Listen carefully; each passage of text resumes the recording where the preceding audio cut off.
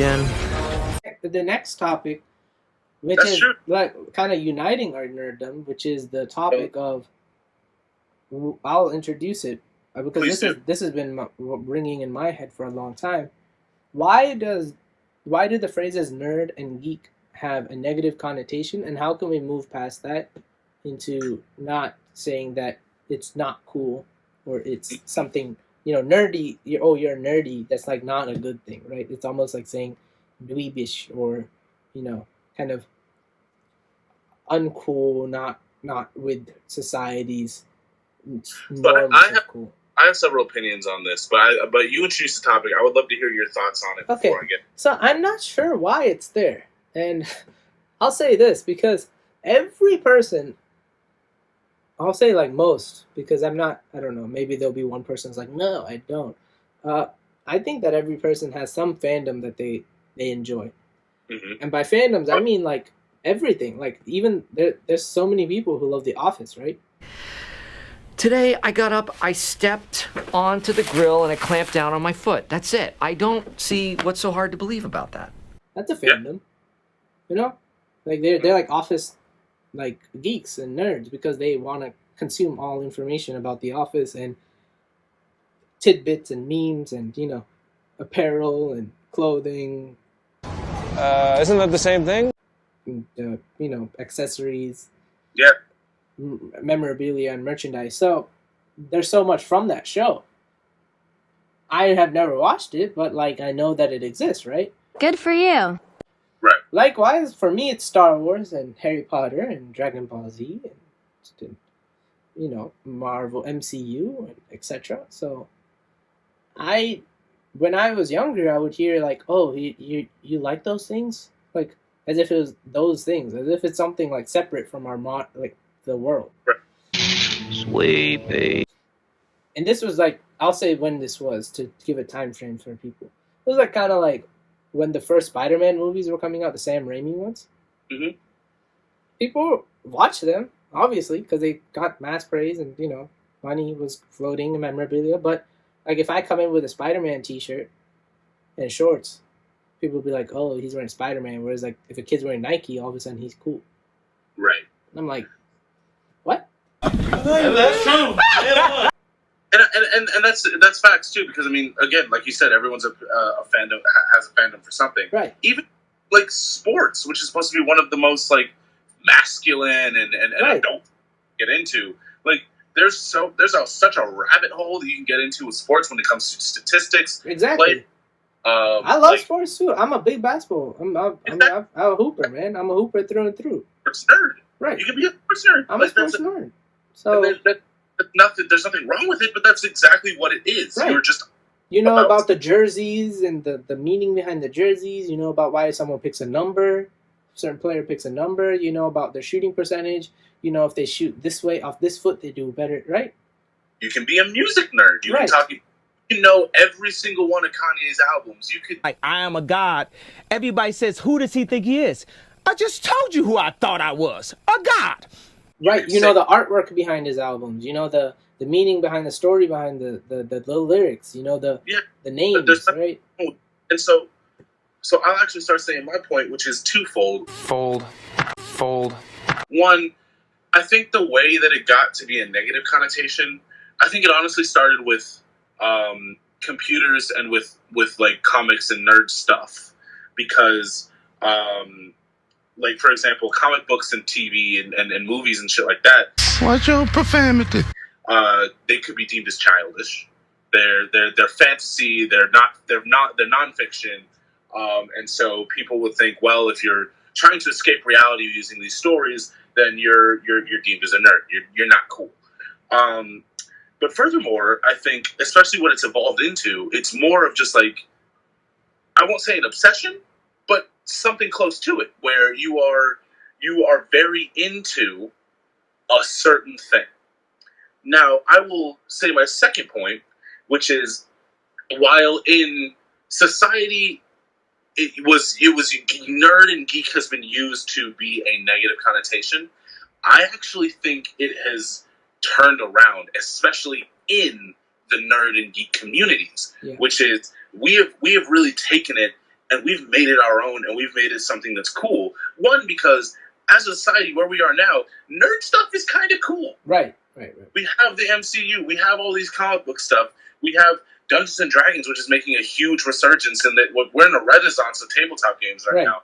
Like, we are seeing nerdy stuff becoming cool. Cool.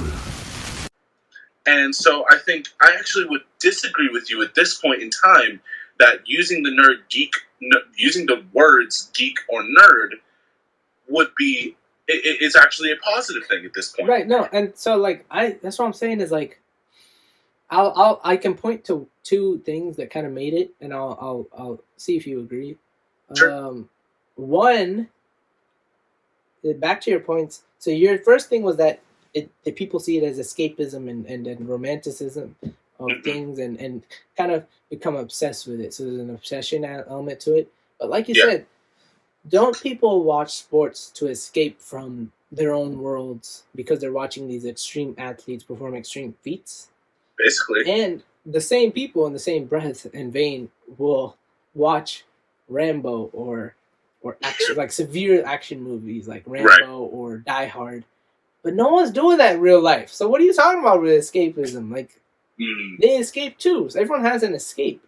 So I don't know what they're talking about. Was like, is this one supposedly childish? Is it only because kids also find it amusing and they can't find the goriness of some action movies amusing? So yeah, that's what it is essentially. It's they find it childish, and so like that's it. They're like, you're supposed to grow out of it. Never. You'll never grow up there. And two, like you said, how it's changing. I agree, and I can point to one show in particular, two things, but one show especially, The Big Bang Theory. It's the Big Bang. I don't think people, as much as some people don't like it, which is fine, you don't have to like all shows. That show, what it did, its impact is undeniable, because what it did, in my opinion, was bring, like you said, nerd culture, nerdiness to the forefront, in which it was brushed aside for a long time, and made it okay to like those things. Right? Like the people in there are kind of like the typical nerds. They're like, unathletic, pasty scientists, all that, right? Awkward, yeah. Awkward, but it brought it to where the things in those have become cool now. And MCU as well is the other thing, is that the MCU and the resurgence of Star Wars in 2015 kind of brought things to the forefront of, okay, it's okay to like these things again. Mm-hmm. So, but I still feel as if there's still a big portion of things that like you're not supposed to like. And I'll give you an example. Like me, I personally collect Star Wars figures. I've been collecting them since I was a kid. I mean, obviously when I started, I was just, playing with them, and you wanted all of the characters. Now I have nearly every character and all the ships. Like I have, I think, 42 boxes worth of stuff. Some of them just for ships and stuff, right? Like I have the full scale Millennium Falcon, the one you can put the figures in, with the chess pieces, everything. So, but every time I go into the store and I'm buying them, I feel weird. Like I feel like people are watching me, which is why I loved online shopping, because now I can buy it without anyone watching me. No man can judge me. But I feel like people are like, when I'm checking out, people are like, dude, why is this kid like, he's like, 20 something, he's buying like 18, 19 action figures and a ship. Or like he's buying a lightsaber, you know what I mean? And I don't, and I still feel weird. And so that's what I'm saying is like, that negative connotation, maybe it's just me, but I'm sure other people feel it. No, and I think it entirely stems from the idea that it is childish. That it is. And I think that's where that was a good point, because I didn't know where it came from. Like that's why I asked the question. Was like I wanted to get your take on. So childish, it's associated with childishness. It's like you can't be mature and like it. Mm-hmm. And honestly, I would say that does translate to, and I think it's a guy thing. Yeah. Like I think if a girl likes a certain fandom, it's not as bad. It's not as, you know what I mean? Toys, like let's be honest, we love our toys. Right. Like, yes. So yeah, I think it's like the fact that you like toys, you're still playing with toys. We are all toys. Yeah, But it's like, what's a car really? It's really a big toy. It's a very big and dangerous toy. Yeah, like I mean, What's a gun? It's a very dangerous toy. So, exactly. If you want to talk about nerddoms, you'll talk about like car nerds. Like Right. you live. It's just a completely different way of looking at it. People who love cars are going to buy used cars. They're going to buy parts for cars. car parts, assemble them. What's the difference between that and like assembling a Lego set? Join me and together we'll build my new Lego Death Star. What? So lame. There really isn't much of a difference. It's just one is marketed towards children, where the other one is marketed towards adults. And it's one of those things where, like, I mean, sure, if that's where your interest lies, then go for it. But, like, if I am a person... You are a toy! Because, I mean, I can take you around my room right now, and I've got swords, I've got figures. Like, there's so much stuff that I have, because I just like the physical things... Where'd he go? ...that come out of stuff that I enjoy. Right. See? But I happen to enjoy...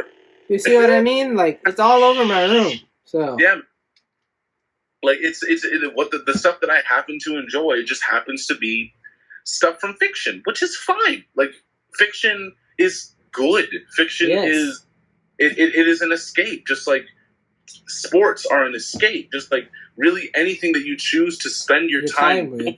Right. Where you're not focusing on your day-to-day life is an escape. Yeah, like you're not focusing on cleaning, and you're not focusing on this, you're not focusing on cooking. Like maybe unless you love cooking so much that it is your escape. Like, you know what I mean? Like I mean, people will watch reality TV. Are they nerd?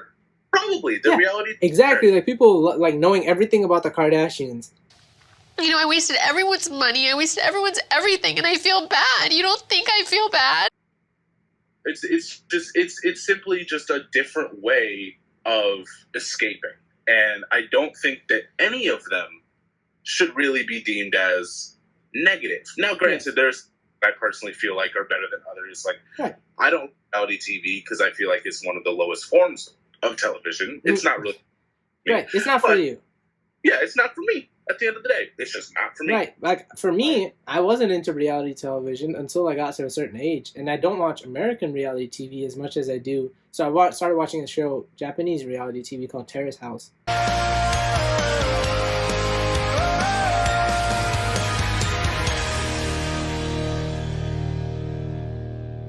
A few years back. Like, I binged it. And, like, the way it is, it's not scripted. Does that make sense? Mm-hmm. So it's really how it is 3 men and 3 women, ages 18 to like 32, maybe. No, 35. I'll say 35. Live in a house. They're all single. They give them a car. They give them the house, and they can leave at any point. Like, they go to work and all that. They go to school if they're still in school. They go visit their family. They do day-to-day things. It is literally and then you literally observe them live their life.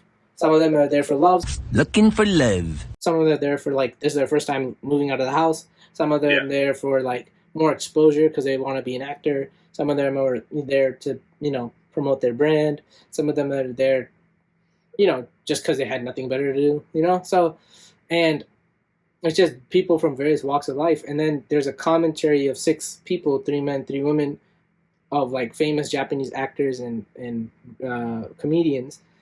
And hosts, and they basically watch what you just watched and talk about what you just watched. Like, they make jokes and like, that person was silly, or like, and that's it. There's a whole show. That's the premise. There's no script, nothing. They have no purpose. So that's like I got into that. But to say like that's silly that I want to watch them, then what am I supposed to watch, right? Am I only supposed to watch sports? Because guess what? We don't have any sports right now. We have Italian soccer league. And that too, like, very carefully. So, you're telling me I can't enjoy things and it's not cool. So, and like I said, I talked to you about this briefly, was that Star Wars started in the 70s. And in the 70s, everyone loved Star Wars. And did drugs. When did it become uncool to not like Star Wars? Like, what? Please tell me. Was it that gap between the original trilogy and the prequels? Because I feel like in that gap, if you really still like Star Wars and you're still obsessing about Star Wars, you're a nerd all of a sudden.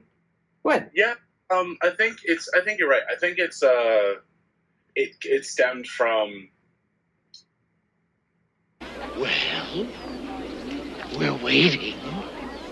Really, it just stems from like the fact, like it's the same idea of escapism. I mean, as soon as Like it's almost like people are like, "Oh, you're still on that."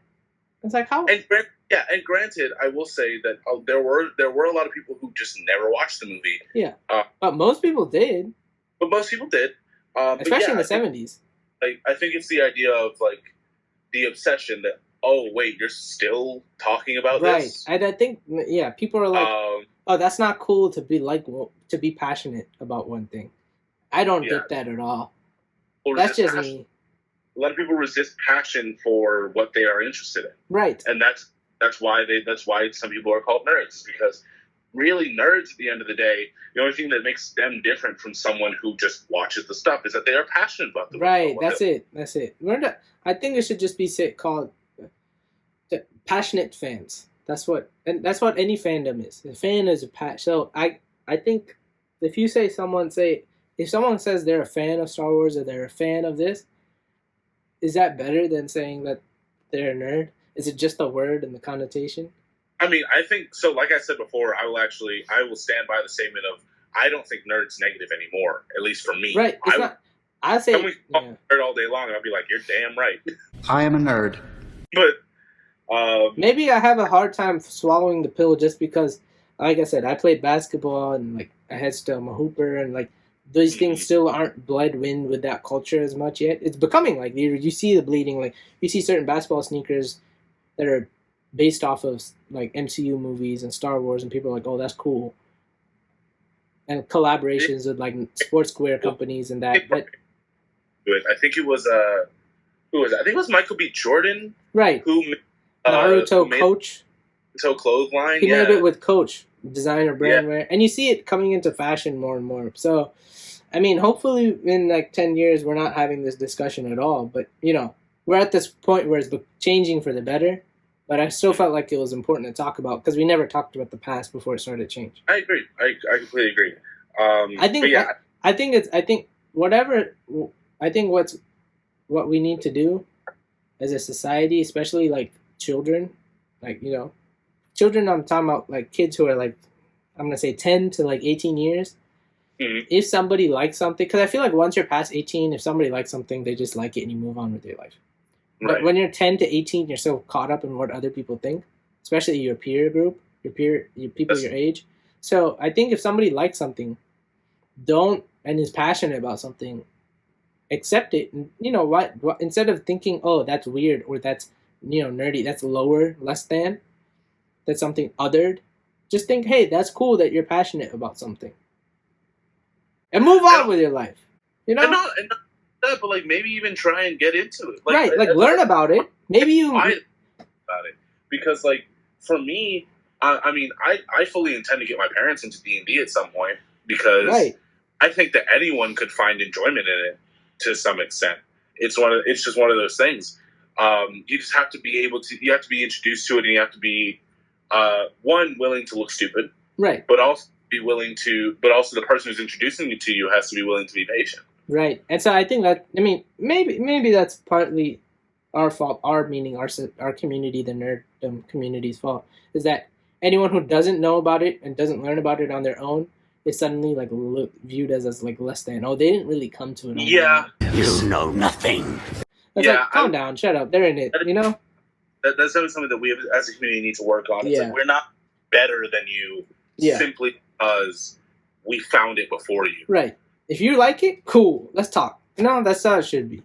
Or let's do something with this together. Maybe I'll go back to this point because about like how I didn't understand where the negative nerd and geek connotation came from, because my parents are both from India and I was born in the UK, and so they're very different cultures than they are in America. Like in America, you have these typical groups and prototypes for groups. So you have jocks and nerds, and the nerds. If you're smart, you have to like these things. All of a sudden, does that make sense? Like if you're a smart person, you have to like geek things and geek culture and nerd culture. Right. if you're not smart, you cannot like it.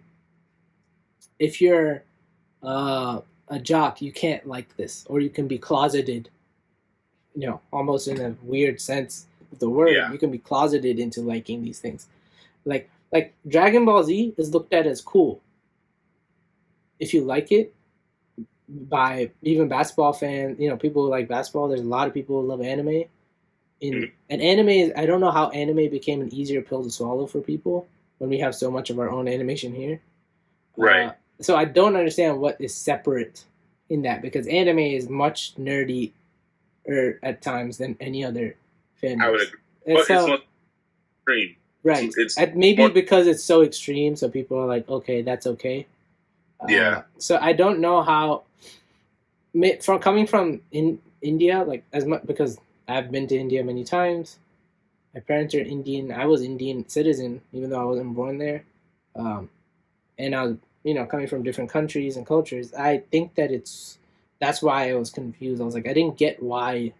Because in India, it's like, oh, you like Star Wars? It's like, oh, he likes like foreign things. I had to cop that. She got It's like a plus almost. It was like cool that you like Star Wars. Yeah. Does that make sense? It was like if you like sports in India. It was like as cool as that. So it wasn't a bad thing. That's why I didn't get it. That is so fascinating. Yeah, I never got that perspective. I've lived in America for most of my life. I visited Jamaica many times, right. But I've never spent more than a couple of months there. Uh-huh. And I think a lot of Western culture kind of just gets to Jamaica pretty quickly. It doesn't really take a lot of there. But for me, You okay, bud? I mean, I found nerd culture pretty much on my own. My dad loves The Godfather. Okay. Like, he's Godfather. But, I mean, my parents aren't particularly nerds. Like, the fact that I became an engineer was shocking because neither of them are really that type of oriented mind. Uh-huh. But, I mean, I think... And I've never really been persecuted, quote unquote, for being a nerd. I think it's just one of those things where if you don't get, I don't mess with you. I don't mess with you as much. And if you do, like, I kind of jump on you and want to be your friend. Right. Like, it's just one of those things. Well, you find something in interest, a common interest. Yeah. But yeah, I think I've just always thought that like nerd stuff has been cool. And so I guess that's why when you introduced this topic to me, I was like, well, I mean, we can definitely talk about it, and I can tell you why people might think it's negative. But in my personal opinion, I don't care. That's why maybe stemming from the fact that I am an immigrant, and like I'm sure people in this video are gonna be like, damn, how many times are you gonna say he's an immigrant? Well, I mean, it's a big part of my life. I wasn't a citizen until 5 years ago, right? So I became a citizen in 2015, and then so until then, I still didn't feel like whenever they would talk about, oh yeah, American citizens and do this and that, I would like honestly like feel kind of some type of way inside. I'll be like, oh man, they're not talking about me. I'll tune out in like classes and stuff, But I finally got citizenship, even though I came to the U.S. in 2002, right? Yeah, and so. Yeah, 2002. And then I got it 13 years later, right? But I got it right before the presidential election, so I could vote and all that. So that was cool. Before I turned 18, which was cool. That's dope. So, like, coming from that idea that I'm an other, right? I'm even within the Indian American community in here, I'm very different. Because I'm not the typical Indian in that I'm not the one who was born here. Right? So I don't understand meaning like American culture isn't as imbibed in me as them. But also I have some British culture in me, which is different and complex due to the fact that they, conquered India. So there's a very, I guess I want to say disconnect there. There's a great divide between myself and there. And then I have a very strong Indian base in that I went to India so many times, and both sets of grandparents live there. Like a lot of my relatives still live there, right? My parents came straight from India, and then I grew up in Georgia, mostly, other than like New Jersey when I first came, New Jersey, New York area. So, like, so part of the thing is like I didn't want to be a nerd because I didn't want to feel different and outside of being accepted. That's deep. And I think that's where that stemmed from. Was like, I saw that nerdiness was like viewed as bad. In a sense, bad meaning like it's not cool. So, if you're into that, then all of a sudden, you would be othered, and I didn't want to be othered more than I already was. Gotcha. I can understand that. Mm-hmm. But then come to find out, that's why I was like, the movies like Iron Man. I think Iron Man really changed it because Iron Man's a cool dude. He's rich, he's a playboy, he's a philanthropist, he's cool, you know? Genius, billionaire, playboy, philanthropist. But then he's a superhero. And so I think that's what really shifted this if I can pinpoint two things, there's that and the Big Bang Theory that kind of shifted people's focus as to like, oh, this can be cool.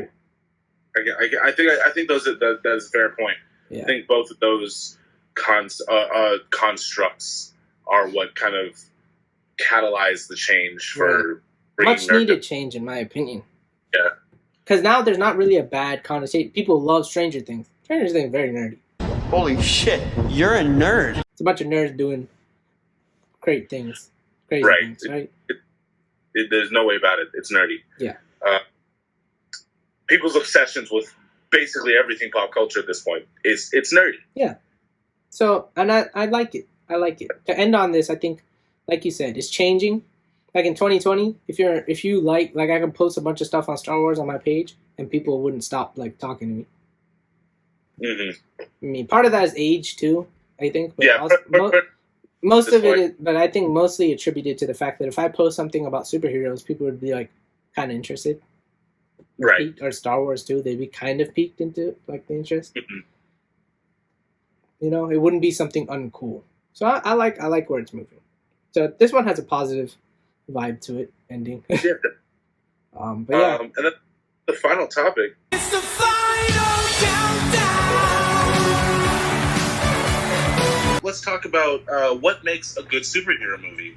So this kind of goes into, this goes into artistic style. It goes into character building. It goes into storylines and stuff like that. I think all of these are incredibly important. For me, what makes a good superhero movie is believability. No, it's real. It's very real. Which goes into kind of artistic style. Dude, what the hell kind of art is this? In terms of use of special effects and whether or not you use like live action versus animated. It also character growth I think is super important. I think some of the best superhero movies are when the superhero kind of gets broken out of their shell a little bit. Yeah. And they don't just fit like a specific type. It's not just the same story. It's they have type of conflict that become. I also think, just good side characters, honestly. That's something that you have to have. I agree with that. Yeah. Whether it's banter, whether it's just seeing how this character interacts with other people. Yeah. I think very interesting side characters actually makes a better overall story, just because it the world a little more believable, because no one really it's going through it alone. Everyone you meet has a story, and everyone you meet is unique in their own way. So I think it's very fun to have people who are different and have their own backstories in these major stories. I would say for me, one of the best superhero movies is honestly Into the Spider-Verse. Yeah. And the reason why I say that is because it kind of, the animation style is unique and works so well with the setting. Yeah. Because you are actually able to do so many different things that live can't do. Yeah. Whether it's with the comedic value, whether it's with the visuals, whether it's with the multiverse collapsing and screwing up, and dimension. Dialogue. Yeah. Is something that is kind of changed with animation. You can't, if you watch a live action movie, they speak differently. Don't speak French, they speak English here. No. Yeah, they do. watching an animated movie. And it's subtle. It's not unbelievable, but it's subtle, and it's something that adds a different breath to the movie. Like, I'll say this, in live action, I was trying to think, because Into the Spider-Verse, a lot of times Miles will mutter something to himself. Yeah. Like, he'll be like, right? But nobody ever does that in live action as much. Like, muttering. Yeah. Just that simple thing is that it doesn't occur that much for some odd reason. I can't really explain why, but it doesn't. It's facial expressions. Like, one beautiful thing about animation is that you can really make a character reflect an emotion, like a pure emotion. Shock, sadness, happiness, fear. Fear me, yeah. All of those things you can emote through animation that is incredibly difficult to do in action. Yeah. Even anime. Yeah. What's funny, like anime, how many people do you know who, when something shocks you, they go, oh. Yeah. Just like that. Simple things or like the whole thing where they like it'll just be like, and then it zooms in. Right. React. And it zooms in on them or something, and there's like things coming out of their head. Yeah. Yeah, that's something that you could not do with live action, but with animation, you can really express that. Yeah. And that's something that's a little underrated. I honestly think the best superhero movies are the ones that are animated. Now, don't get me wrong, love the MCU, and I think that Endgame is one of the best culminations of a superhero franchise of all time. Yes. One of the greatest of all time. And it's honestly really fun to see things. Yeah. I think it's incredibly fun. Yeah, the realisticness. And that's important. Like, I think live action movies where they have fantastic CGI and animation, I think is incredible because it does make the world believable. Guardians of the Galaxy, you kind of have to take a step back and realize just how much ridiculous stuff you're seeing in that, and then realize that they made it look real. Exactly. Like, and that's incredible. That is. Increíble. There's like giant heads and... Yeah, giant heads, blue people, green people, aliens. Talking ducks. Gross. A freaking raccoon that walked around and talks. For horrific weapons, never torment the universe. Rabbit is correct and clearly the smartest among you. Rabbit? A tree. Oh, by the way, this is a friend of mine. A tree.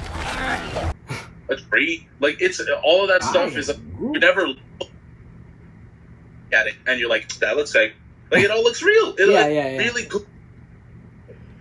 But yeah, to your point, for me, if I had to pinpoint one thing, like, all these things are very true, what you're saying. And I think those points are yours because I didn't think of them.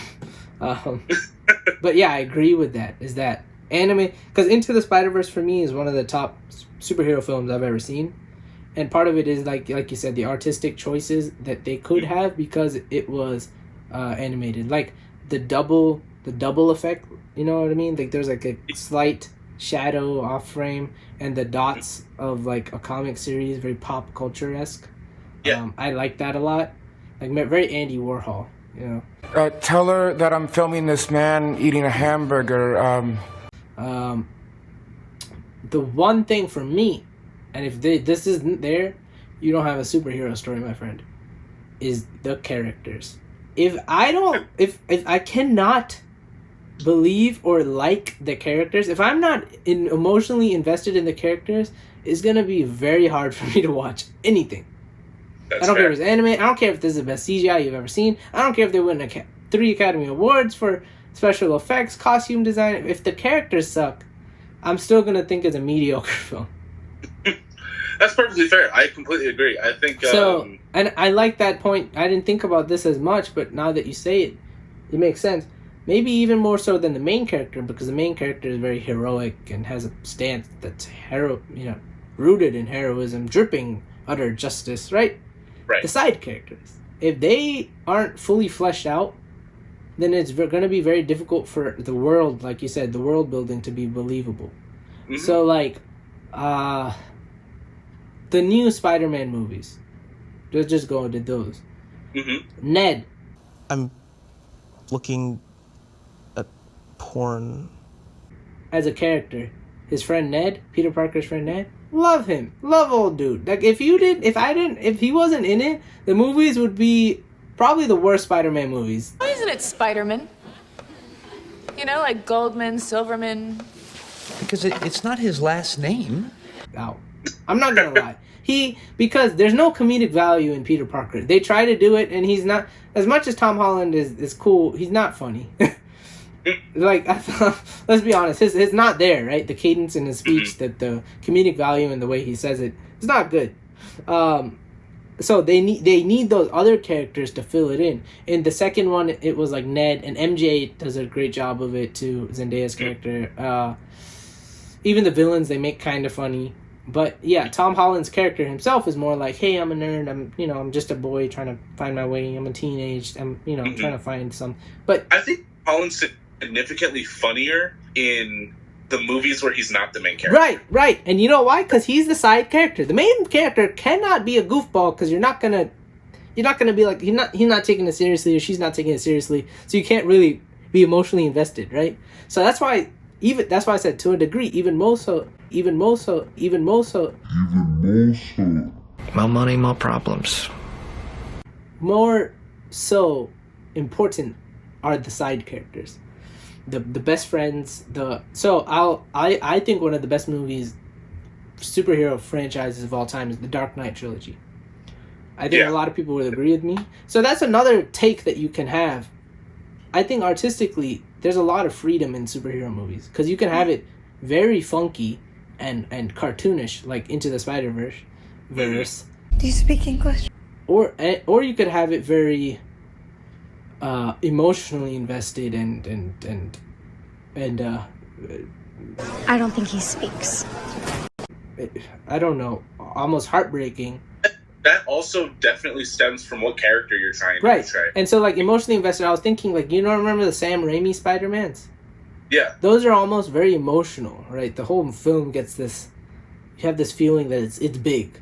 It's a big, it's going to be a big deal. It's not, throughout the film, Peter Parker does not take what he's about to embark on lightly. He knows this is a big deal. Like, becoming Spider-Man is no joke.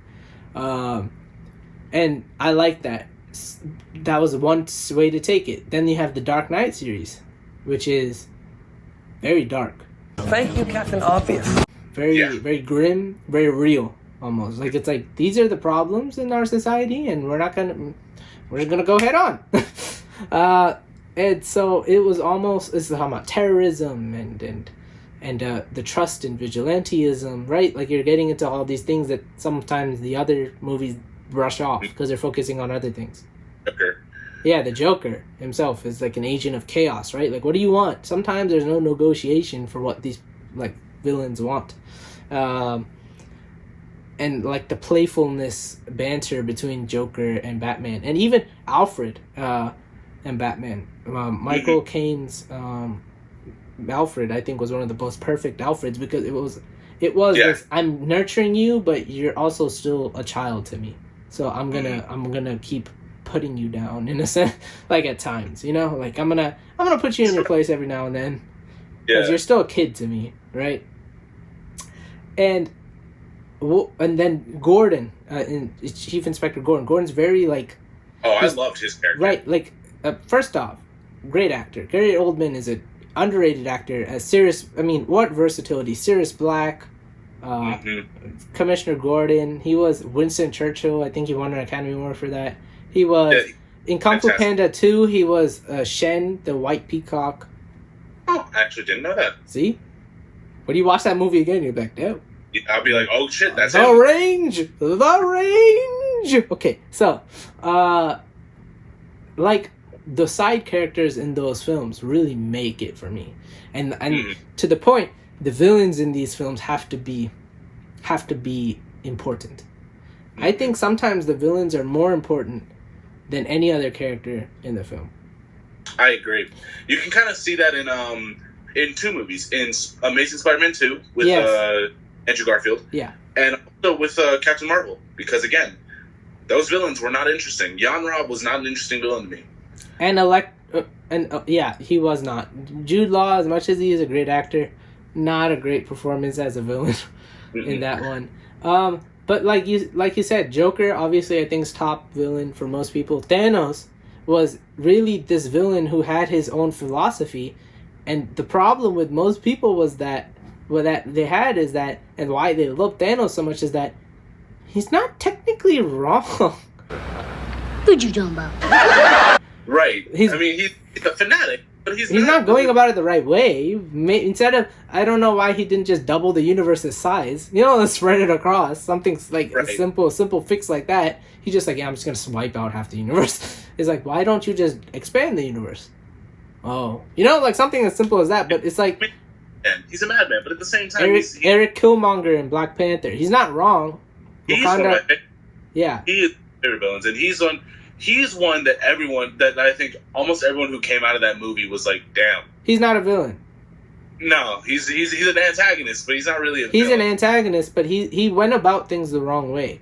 But even he understood that at the end. He's like, maybe I shouldn't have come in and killed everyone in Wakanda and tried to start wars. But he's like, you guys need to share your resources because there's real people suffering who look like you and me, and I had to live through it.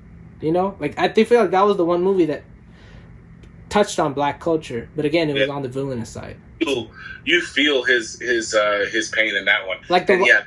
Does a fantastic job of showing not just black African culture, but American underprivileged culture. Like Oakland, Oakland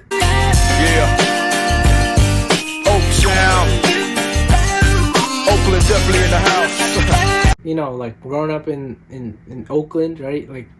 Real impoverished, real gang violence, real issues of violence and being underprivileged into these realms where you can escape it, right? Because he had to become a mercenary to escape it. So So the villains have to be. I think that we're starting to see that more and more, especially that the villains are as complex sometimes as any other, probably the most complex characters. And most of the time you end up seeing that they're not a villain as much as they are on the opposite side. Which is what I feel like Black Panther was. And then, so that's to me, the characters have to be fully fleshed out. And if you don't fully flesh them out, you're gonna have a crappy storyline. I agree. I think that's fair. I think that's a very good point. Another thing, back to our original 2 hour topic, was social commentary. If you have to have something that people are gonna get something out of from this film, is that you're gonna have to have some type of social commentary, whether that be about race, sexuality, gender, any of those types of issues. So you're saying that because let's take it back where in olden days. I'd say through the silver, maybe golden age of comic books and stuff like that, these characters were really just fighting people who were evil because they were evil. Evil! So now and there wasn't much more of a moral to the story other than that. So what you're saying is, you think that what makes a fantastic movie is a social message. Yeah. Because... I'm not disagreeing. Yeah, because what film out there did not have what superhero film did not out there in our society right now can you watch that doesn't have a social message?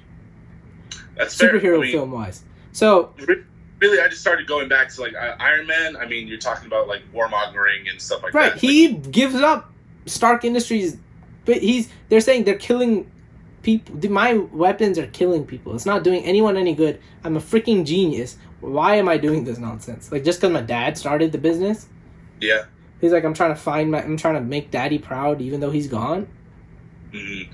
I think the most shallow ones would probably be the Thor movies, and even then, I could probably pull some sort of social commentary from that, whether it's just talking about responsibility with power and things like that. And I think Ragnarok did a really good job because you're talking about social commentary. Is that maybe sometimes you have a chance to right the wrongs of the past, right? So Hela is talking about how her dad and all that. The reason why Asgard is the way it is because they built it based off the backs and bones of people they've conquested, right? That's why they have so many riches. Otherwise, they wouldn't. It's also British. And Odin tried to basically like hide that history. Right, and it's almost talking about like how Thor is now having to deal with all this repercussions of the sins of his father, and I think that is honestly the most. I think it's sometimes what white people can relate to the most is that how do you change? You know, white people who feel like their parents or their grandparents are not right. You know, like maybe they're a little racist, maybe they're a little sexist, maybe they're a little. They hate on gay people. You know, they're a little very religious fanatics. How do you deal with that internal strife of you love them, but you have to understand they made mistakes and you have to be better than them? And the ones and the two kings of this universe, right, T'Challa and Thor, they have to deal with that, and I think that was very, very cool as to you because they're still kings, right? So it's like, how do you deal with so much responsibility? Because you're not living in a society where monarchies are really looked upon as great anymore. Thor and T'Challa could really have a good conversation about dealing with the sins of the father. Right. And so I really like, so like you said, you're talking about very big, like Thor still has a lot of stuff. Maybe it was directed more towards white people in a sense. So is that, how do you deal with the repercussions from your past that you've benefited from? If you're really, because that's why, I mean, Taika Waititi's the one who made it, right? He's a New Zealander, Kiwi, right? So he knows the repercussions of...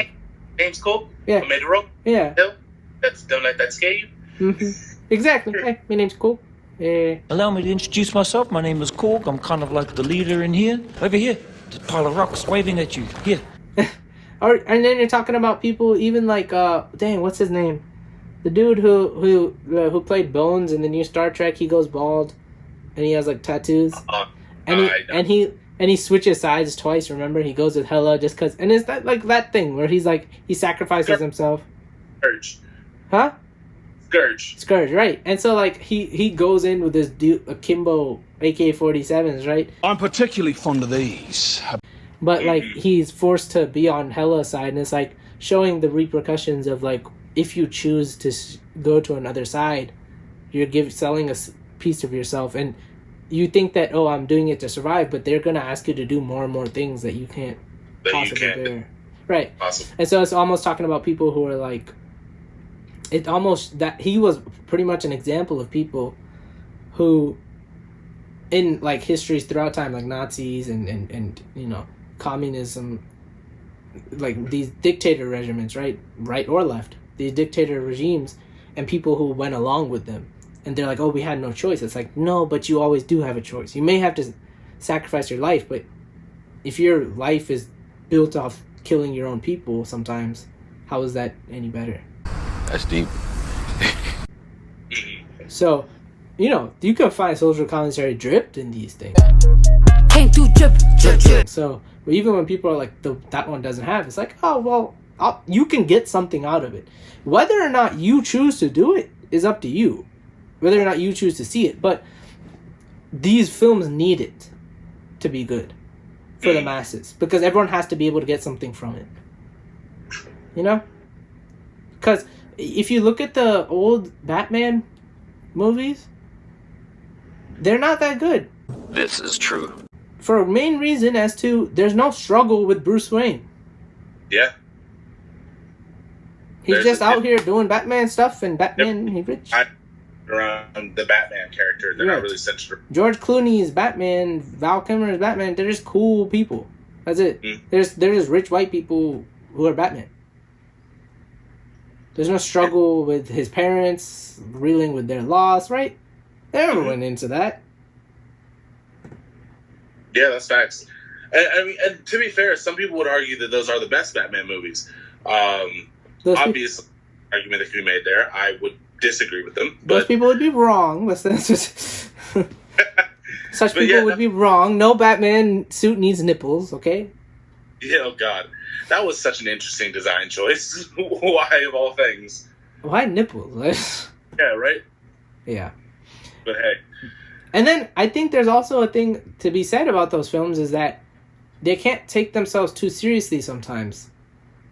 Is that the Batman versus Superman movie took itself very seriously. Like it was trying to force feed us this thing about right and wrong and I'm Batman, and you know? Like Captain America: Civil War was Iron Man and Captain America on different sides, but their fight was very real. Yeah, it was like lesser of two evils almost. Right. Like, And then Batman versus Superman was completely asinine because it was like, why are they fighting again? Why is Batman trying to kill Superman? I still couldn't tell you right now why they fought. No, I don't know. Because Lex Luthor sent Batman notes that said Martha in red ink. Like, that's all it took. Is he a bull? Are you bullfighting? That it took red ink to make you go, for lack of a better term, batshit crazy? And not fighting because Superman has a mom named Martha too. Like, yeah. That was such an asinine movie. I really didn't like it. Yeah, what a waste of money. But I did like Man of Steel. Now, some people will say they didn't like it.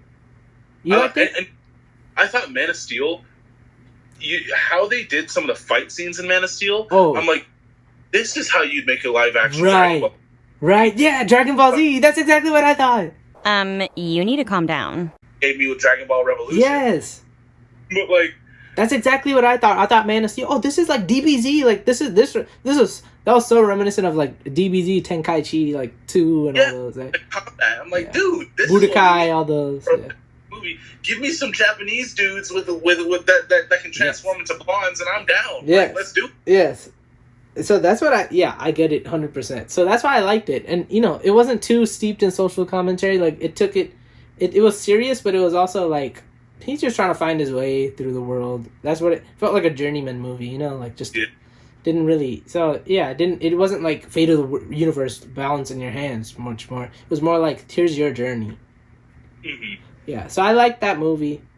So yeah, there's a lot of elements that you can take. Like you can be very playful with it. Like the MCU movies, I think are more playful than others, and DC was. Sorry, I was about to say I definitely think it depends on the character too. Yeah, like, I mean, yeah. Spider-Man is perfect for animation. Yeah. But like Batman is absolutely perfect for live action. Yeah, because he's more detective and, he's gadgets. Way more real. Yeah. But yeah, so like I guess what the best movie is ultimately like the characters, but like then the believability I think is important. Yeah. Which can lead into either animation or live action depending on what trying to portray. Right. So like another thing with Batman, the destruction wasn't like out of the world disproportionate, right? Yeah. Like cars would blow up or like something like someone could get shot, something like that, right? It wasn't like, hey, guess what? We're gonna melt the core of the earth. Like it wasn't like something so ridiculous. Gotham, which is Batman's central core of a character. Yeah. And then it was like there's a nuke that could there's a power source that could be potentially put into a bomb, a nuclear power source, right? So there was things like that, which are believable in Dark Knight Rises. So it's like, yeah, you just have to make it believable. Like whatever storyline you're making, don't make it so like all of a sudden it doesn't make sense. It doesn't fit in. There's no continuity with the character's development, right? Like Thor opening up his lightning abilities, that was believable because you could see throughout the movie he kept getting stronger and stronger, and there was something like untapped. Like you knew he's the strongest Avenger, but you're like, when is he gonna like tap into that Thor power? Like the Norse, the god of thunder and lightning, he's able to like only do it when he has a hammer. Like what? Doesn't make any sense. Yeah, I actually think they did that really well. Me too. If you go back to those movies, you do realize how much he relies on the hammer. Right. Remember the hammer? The hammer rode you on your back. Oh my god. The hammer pulled you off. And like I like what Odin said. He's like, it's a tool. Yeah. It's like supposed to help you harness it. How they did that. Now, granted, I think it could have been.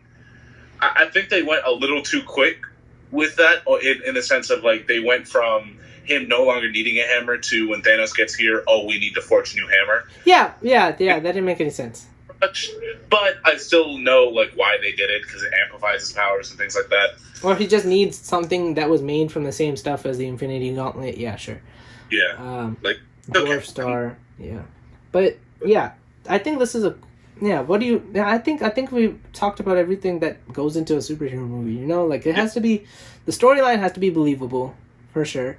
Like it has to, and the storyline has to be consistent, right? Like you said, like all of a sudden they can't just tap into some new power that you never had even hinted before, right? Like if Thor all of a sudden could like breathe fire, we'd all be like, what? We'd all stop watching. We'd be like, I'm done. I can't. I can't swallow this pill. And then the characters have to be relatable. At the very least, we have to be emotionally invested. We may not like any character, but as long as we're emotionally invested, you got us. So if you can hook us on, and that's what I think, back to the CW shows, they hook me onto the characters. I fall in love with the characters, right? Right. I may not even care about their abilities. I'm just like, yeah, this person deserves happiness. Look at them. They deserve dreams. They deserve love. They deserve hope. They deserve a mother. Or like, no, look, dude, this guy needs to go to prison, man. I cannot stand him, right? Like, it's just like, right? Mm-hmm. Yeah, and it's like, yeah, just things like that. The characters are core, obviously, because they're superhero movies. It's about people. And, there's no superhero movie without characters. Right. And then believability, so CGI, and you have to choose an artistic direction to go with. Yes. And there has to be some social commentary, meaning like there has to be some sort of journey, a hero's journey, maybe a child's journey into adulthood, right? Maybe a woman breaking free from societal pressures or her group's pressures, or a character finding the comfortability with themselves, maybe the power, maybe their sexuality, right? Other compounding factors that. So, yeah, there has to be a good emotional investment and, a storyline and journey. Journeys, believabilities, social commentary. Yeah, I think that's pretty much it. You have those elements, you're straight with the superhero movie. You're like straight meaning like you got nailed it on the bullseye, because you should be okay. So with that, I mean, I think we pretty much wrapped up this episode. This is probably gonna be the longest episode. Oh, thank God. Oh, thank God. It's over. 3 hours. The longest episode to date of the Beskar Briefing.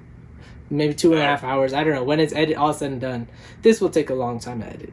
Of course, this is going to take a while. But definitely shoot us some comments. I want to hear things about social commentaries. I want to hear things about what you think the word nerd means, and whether you think it's a negative or positive, what it means to you. Or it's changing, Yeah, like all that stuff. I want to hear all that. And I want to hear, like, what if there are any things that we missed about what y'all think the best, what makes a good superhero movie. I'm sure there's some elements that we missed, but I think we did touch on a good bit of them. But yeah, I think that was good. I think we got all that stuff out of the way. Yeah. All right, and I guess we'll just catch you all next time. I'm Vishnu Rao. I'm Bradley Ford. And this is the way. This is the way. This is the way. This is the way. All right. Oh man. What a marathon. Oh my God. My legs are killing me. Back is killing me.